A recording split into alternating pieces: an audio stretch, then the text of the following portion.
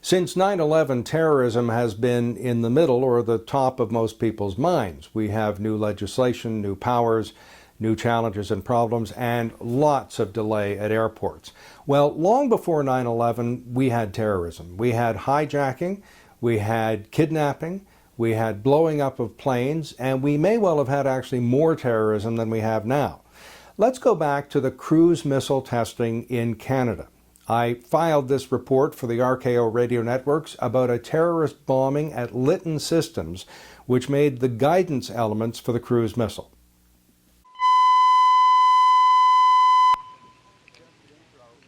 Suggested intro. In Canada, International Disarmament Week seems to be directed against America's cruise missile.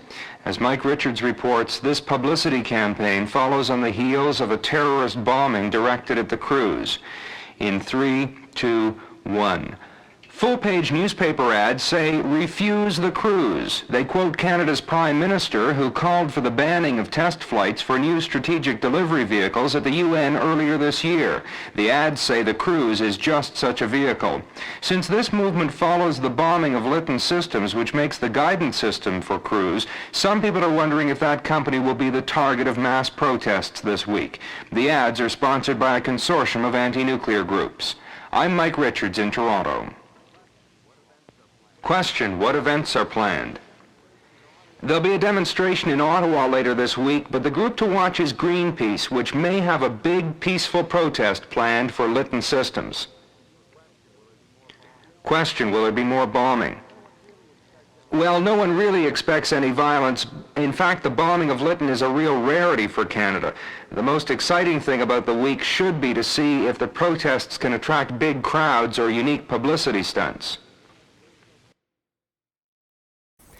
Any views expressed here are not necessarily those of the Mackenzie Institute, its speakers, sponsors, or supporters. But the Institute is dedicated to fostering public discussion, debate, and education about security matters. Google the Mackenzie Institute to join the discussion. The Mackenzie Institute is grateful to its sponsors and supporters. Some of our short pods and long talks are a result of the support of Heathbridge Capital Management Limited, the National Post, and Dundurn Publishing.